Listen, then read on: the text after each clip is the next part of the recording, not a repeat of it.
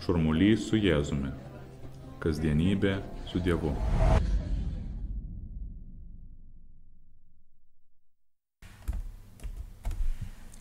Šis sekmadienis yra pirmasis gavėnios sekmadienis. Girdėsime labai glaustą Morkaus Evangelijos ištrauką. Anuo metu dvasia Jėzų pakino nukeliauti į dykumą. Jis praleido dykumoje 40 dienų šėtono gundomas, buvo kartu su žvėrimis ir angelai jam tarnavo. Tad žvelgiame į Jėzų dykumoje. Apie dykumą, kurioje buvo Jėzus, galime pasakyti porą dalykų. Pirma, dykuma yra išbandymo vieta. Dykuma kupina pavojų. Žydai tai gerai žinojo, nes dykumą buvo matę savo akimis. Be to šventajame rašte jie buvo skaitę apie visus išbandymus, kuriuos patyrė jų protėviai, kai Mozė išvedė juos iš Egipto vergijos. Ten trūko visko - maisto, gėrimo, nuolatinės pastogės. Tiesa, kai ko dykumoje netrūko. Dykumoje apstu karščio, monotonijos, nuolatinio kilnojimosi iš vienos vietos į kitą. Netrūko išbandymų bei velnio gundymo nepasitikėti Dievu, kuris buvo juos išlaisvinęs. Ir vis dėlto Jėzus dykumoje skelbia laisvę. Šventajame rašte dykuma gražiai vadinama Izraelio tautos pirmosios meilės vieta. Tai prašė pranašas Ozėjas. Egipte izraelitai gyveno vergijoje, buvo engiami. Kita vertus, tai buvo labai turtinga žemė ir jie taip pat turėjo daug patogumų. Vienoje šiek tiek šypseną keliančioje vietoje šventajame rašte skaitome, kaip izraelitai su nostalgija prisimena visus vergijos patogumus, kurių jie stokojo dykumoje. Kas duos mums mėsos pavalgyti? Atsimename žuvis, kurias Egipte dykai valgydavome, agurkus, melionus, porus, svogūnus ir česnakus. Dykuma, kita vertus, turėjo visokių nepatogumų, bet tai buvo išlaisvinimo vieta, nes būtent dykumoje buvo išėjimas iš Egipto ir būtent čia izraelitams apsireiškia Dievas, duodamas savo 10 įsakymų. Būtent todėl tai pirmosios meilės vieta. Dykuma yra skausminga patirtis, bet taip pat tai kelias į laisvę. Ką tai sako mums?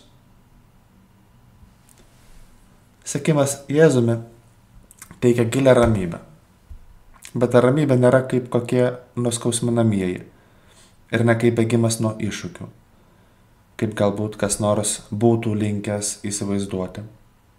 Tai yra ramybė, kuris skatina drąsiai žvelgti į tikrovę, kovoti su blogiu. Pirmiausia, kovoti su savo paties trūkumais, kad atsiverstume, kad patys būtume tokie, kokius Dievas mus norėtų matyti.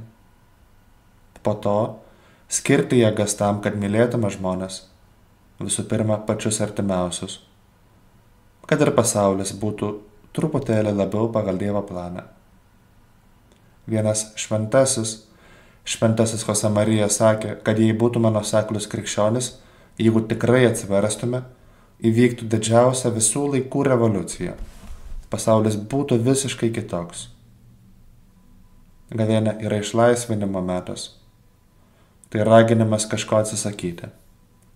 Kokio nors blogo įpročio arba ko nors perteklinio.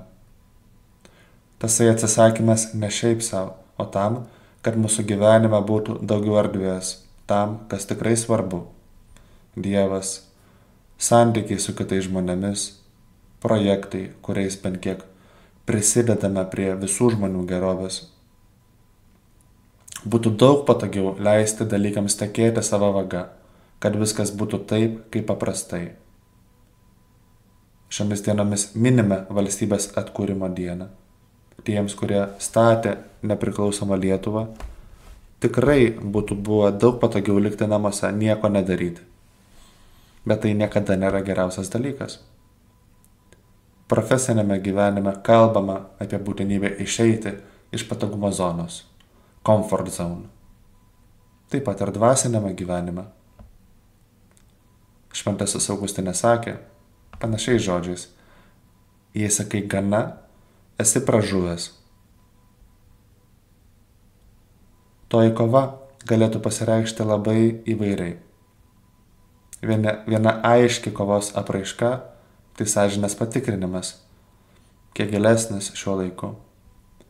Ko manyje per daug, bei ko mano gyvenime per mažai, ką galiu padaryti. Pamastyti, suprasti, pasižymėti ir padaryti vieną kitą pasiryžimą. Antra, prašyti Dievo pagalbos, melstis. Dievas veikia, kai duodame jam galimybę. Jėzus buvo dykumoje, joje nugalėjo. Jis įkvėps ir mus ir padės mums. Kai ištvermingai meldžiamės, visada pastebime, kaip mumise auga troškimas. Tai didelė darbo dalis, turime norėti. Tad per šią gavėnią gera numatyti, o paskui skirti numatytą laiką maldai, nepaisant savo asmeninės situacijos ar padėties. Nepaisant tų daugybės priežasčių, kurias įsigalvoja tingumas, įskaičiavimas arba baimė, kad atsisakytume laiko maldai. Kita aiški kovos apraiška – kantrybė. Kai pasiryžtame sekti Jėzumi, mūsų gyvenime atsiranda išbandymų bei kovos. Tai nereiškia, kad kova nesėkminga arba kad mūsų malda nevaisinga. Priešingai, tie, kurie patiria daugiausia išbandymų, yra tie, kurie kovoja, kurie eina į priekį. Jėzus padės, įkvėpdamas imtis iniciatyvos kovoje, eiti į savo dykumą.